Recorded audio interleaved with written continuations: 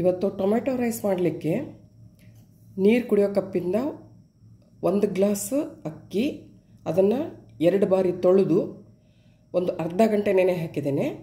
ನನಗೆ ಅನ್ನ ಮಾಡಲಿಕ್ಕೆ, ಇದು ಟೊಮೆಟೊ ರೈಸ್ ಮಾಡಲಿಕ್ಕೆ ಇದೇ ಮೆಜರ್ಮೆಂಟಿಂದ 2.25 ಕಪ್ ಬೇಕು ನೀರು.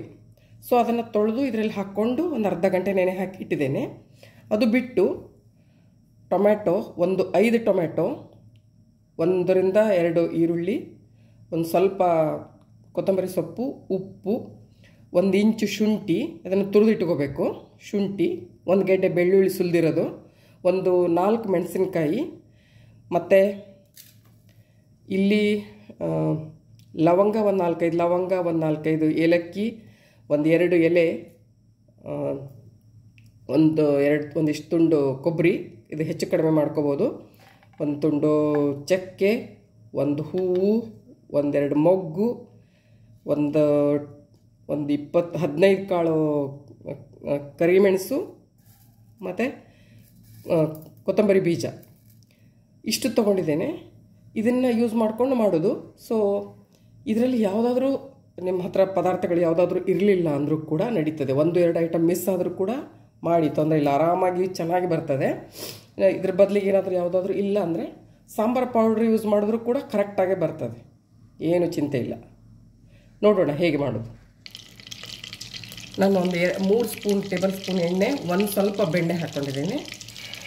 ಮತ್ತು ಹುರಿದು ಸಿಪ್ಪೆ ತೆಗೆದಿರೋ ಶೇಂಗಾಕಾಳು, ಶೇಂಗಾ ಬೀಜ,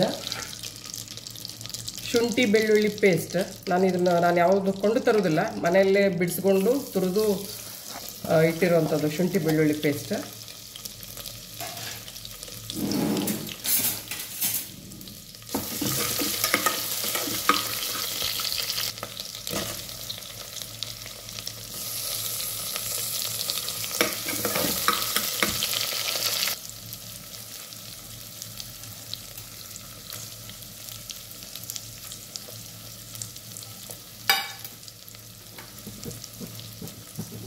ಈ ಮಸಾಲೆಗಳನ್ನು ಡೈರೆಕ್ಟಾಗಿ ಹಾಕ್ಬೋದು, ಇಲ್ಲಾಂದರೆ ಹುರಿದು, ಇಲ್ಲಾಂದರೆ ಮಿಕ್ಸಿ ಮಾಡಿ ಪುಡಿ ಕೂಡ ಹಾಕ್ಬೋದು. ಪುಡಿ ಹಾಕೋದು ಬೆಟರ್ ಆ್ಯಕ್ಚುಲಿ.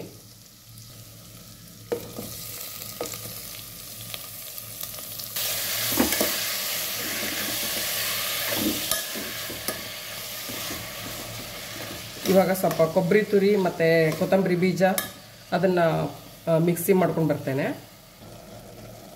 ಕೊತ್ತಂಬರಿ ಬೀಜ ಮತ್ತು ಕೊಬ್ಬರಿ ತುರಿನ ಹಾಕ್ತಾಯಿದ್ದೀನಿ. ಇದು ಆಪ್ಷನಲ್, ಕೊಬ್ಬರಿ ತುರಿ ಹಾಕ್ಬೋದು, ಇಲ್ಲ ಬಿಡ್ಬೋದು. ಸ್ವಲ್ಪ ಖಾರದ ಪುಡಿ ಕೂಡ ಹಾಕ್ತಾಯಿದ್ದೇನೆ. ಉಪ್ಪು ಇವಾಗ ಚೆಕ್ ಮಾಡಿ ಉಪ್ಪು ಆ್ಯಡ್ ಮಾಡ್ಕೊಳ್ಳೋದು. ಇವಾಗ ನಾನು ಅಕ್ಕಿ ನೀರು ಸೇರಿಸ್ತಾ ಇದ್ದೀನಿ. ಇವಾಗ ಸೇರಿಸಿ ಒಂದು ಬಾರಿ ಮಿಕ್ಸ್ ಮಾಡಿ 3 ವಿಸಲ್ಸ್, ಅದರಲ್ಲಿಗೆ ಅನ್ನ ರೆಡಿ, ಟೊಮೆಟೊ ರೈಸ್ ರೆಡಿ.